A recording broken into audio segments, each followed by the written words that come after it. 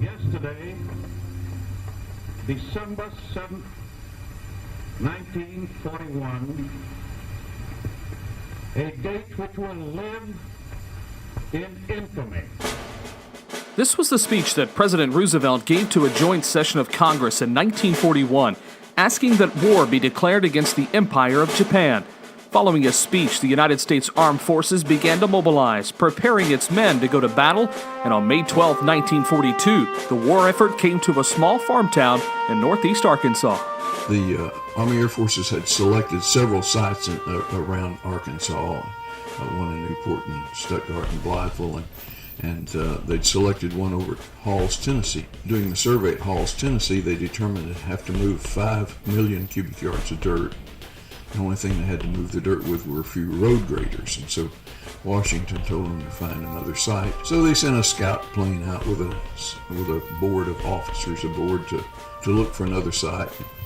Popped over Crowley's Ridge and saw all this flat land out here and circled around a few times and came back the next day by car and asked the Corps of Engineers from Little Rock to join them. They liked what they saw, spent a couple of weeks here in Walnut Ridge, and on the 15th of April, 1942, they submitted a recommendation that this become a substitute site for Halls, Tennessee. After establishing the project to build the Walnut Ridge Army Airfield, many jobs were created and helped to revive the Depression-era affected town. As far as the economy was concerned, it was a very blessing.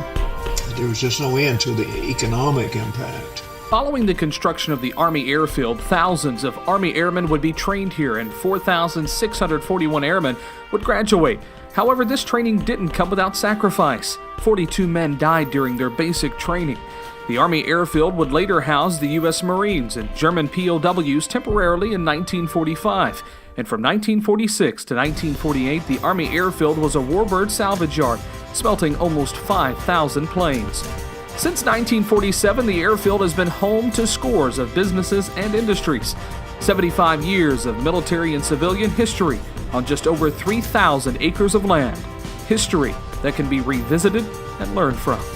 For the Wings of Honor, I would like it to continue to grow. I would like it to see it to be able to find federal funding where the history can be told. And I'd like to see it done sooner than later, because if you think about our veterans of World War II, there's not many left. They're elderly, and they need to have this so that we can show the respect that we've had for them for their sacrifices.